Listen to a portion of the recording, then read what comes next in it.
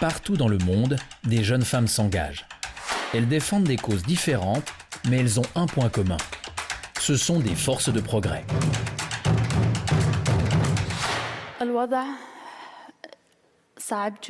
La situation est très difficile.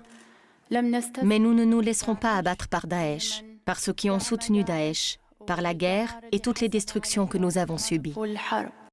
6 jeunes femmes extraordinaires ont été distinguées à l'ONU à Genève, lors du tout premier Young Activist Summit. Je crois que tout a été difficile en fait. Encore aujourd'hui, à chaque pas que je franchis, je suis confrontée à des difficultés et des sanctions. Il y a 5 ans, la région du Sinjar en Irak a été envahie par Daesh.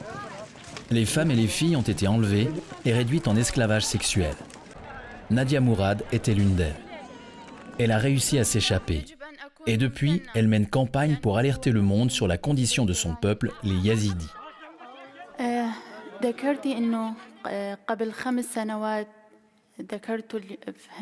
Il y a 5 ans, j'étais l'une des 6000 femmes yazidis enlevées par Daesh.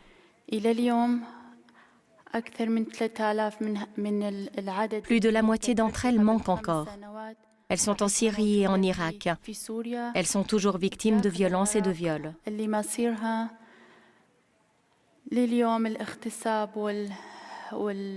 Cela fait 5 ans et nous attendons encore le retour de nos familles kidnappées par Daesh.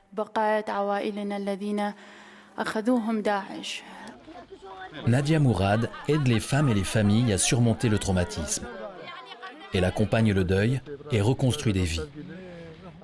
Elle a reçu le prix Nobel de la paix pour sa lutte contre les violences sexuelles. Un des plus gros obstacles à surmonter a été la honte. Heib, en arabe, est une notion très forte. Je viens d'Irak, une société très conservatrice.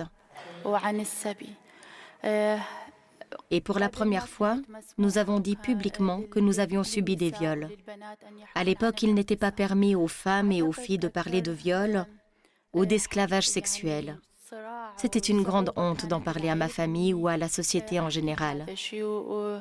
Surmonter cet obstacle, briser ce tabou, a été très difficile.